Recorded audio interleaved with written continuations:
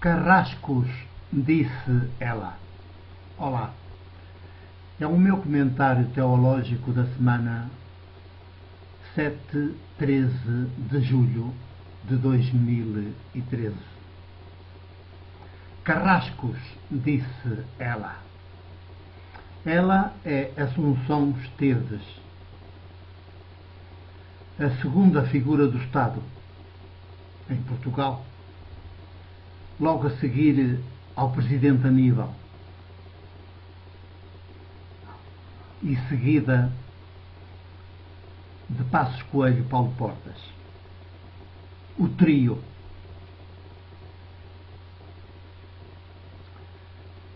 Com que o país está confrontado, o trio político com que o país está confrontado. Carrascos, disse ela. Carrascos, na boca de Assunção Esteves, que se reformou aos 42 anos de idade e com uma reforma de 7.300 euros por mês. Para ela, na sua boca, carrascos são mulheres e homens de Portugal descontentes com a situação de abismo para onde os do poder político, o Cavaco e o governo e o Parlamento, de que ela é o rosto maior e o primeiro rosto feminino na presidência do Parlamento.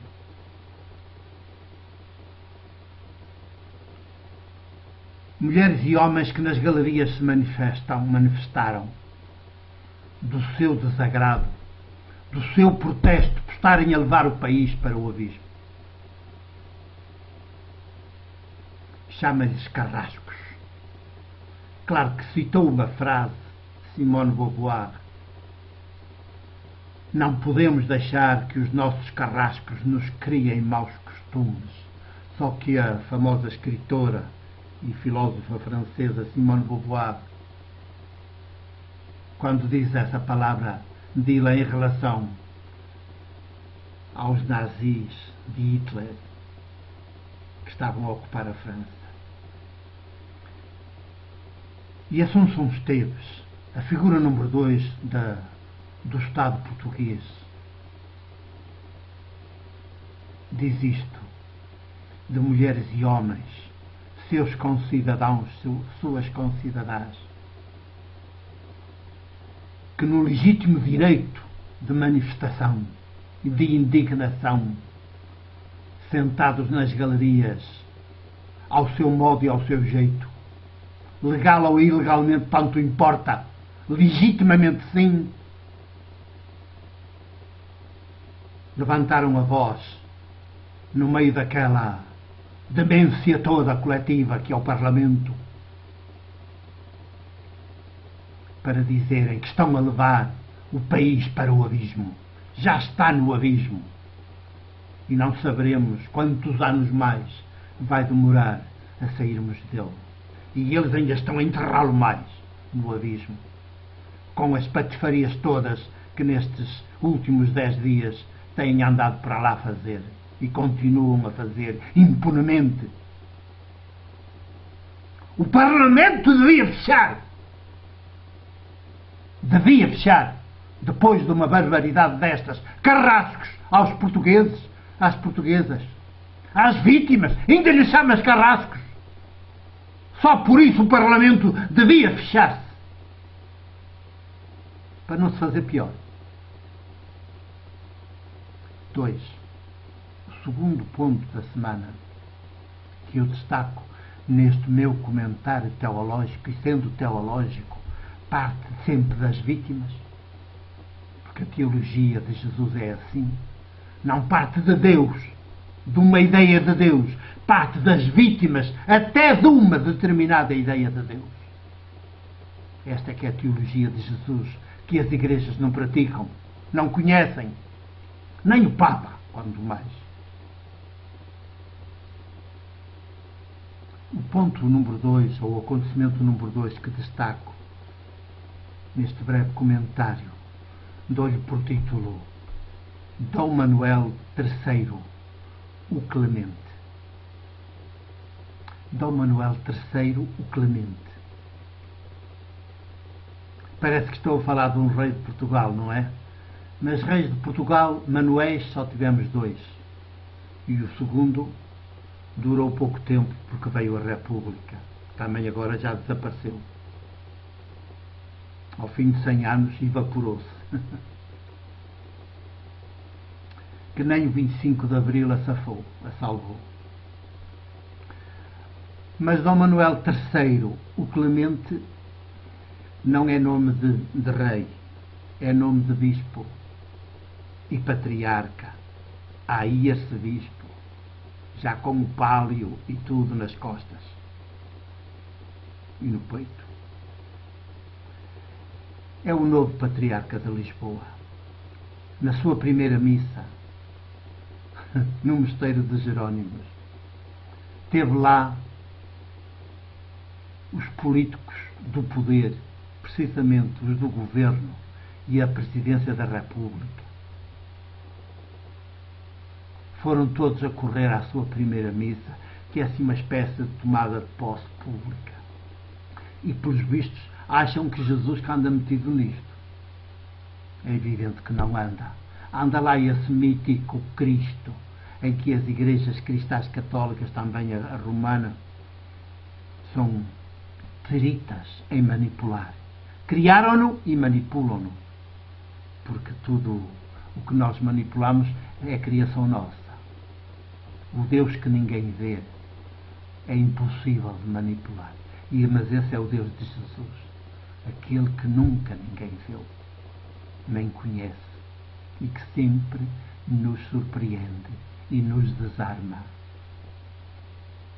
Depois foi no mosteiro dos Jerónimos, e nem a primeira missa deu juízo, contribuiu para dar juízo, algum bom senso aos do poder político.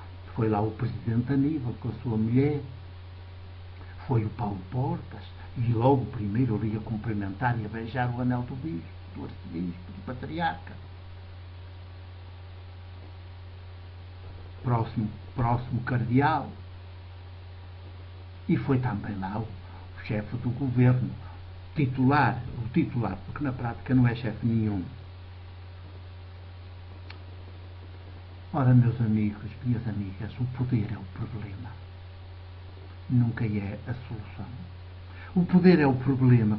Naquelas mentes onde ele entra, nas mentes humanas onde o poder, a ideologia do poder entra, é pior que um demónio, naquela linguagem mítica que nós utilizamos para dizer a perversão, o perverso, o mal. Põe essas mentes e esses corpos ao serviço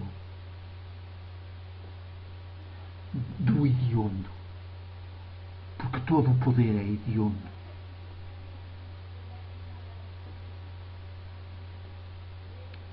Jesus tem uma frase forte, uma palavra forte no Evangelho de Lucas, também está em Mateus, mas no Evangelho de Lucas, até vou lê-la em direto para não dizerem que eu estou a inventar.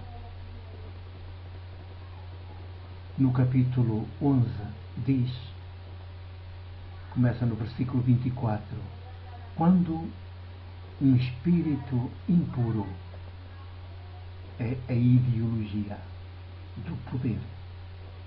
Quando um espírito impuro, a ideologia do poder, sai de um homem, vagueia por lugares áridos em busca de repouso.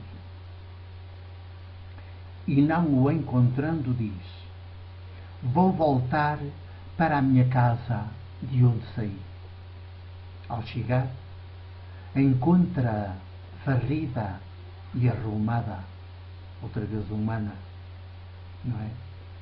Varrida e arrumada. E então vai, toma consigo outros 7 espíritos piores do que ele. 7 quer dizer a totalidade.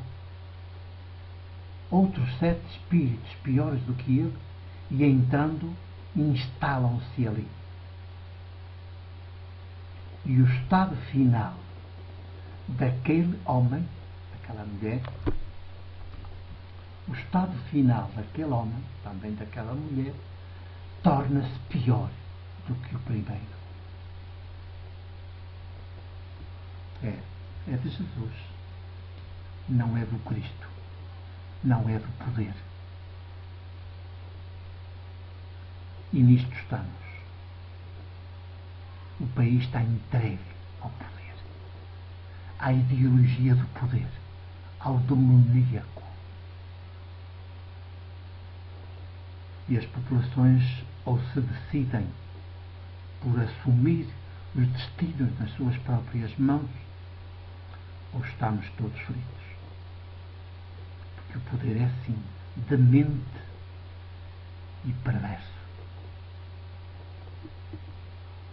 Finalmente, neste comentário teológico, destaco um pormenor que passa despercebido à grande comunicação social.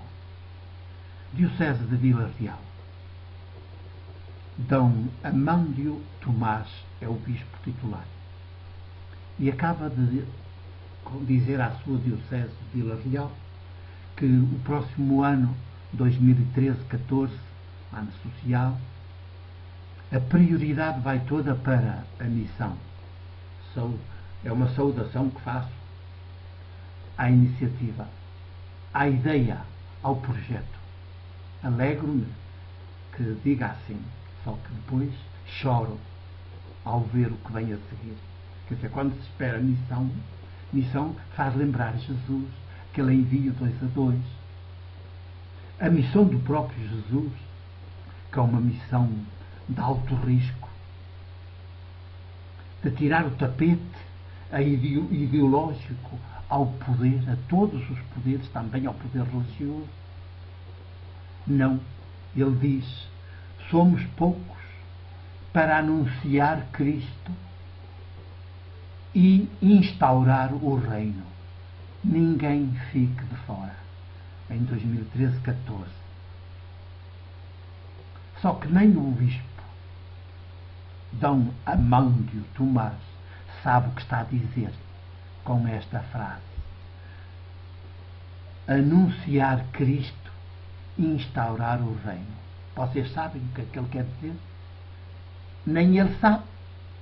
Quanto mais os diocesanos, as diocesanas de Vila Real. Fica tudo na mesma. E depois lê-se o resto do seu anúncio, do seu discurso, da sua convocatória diocesana, e lá vem o esperado, mais do mesmo.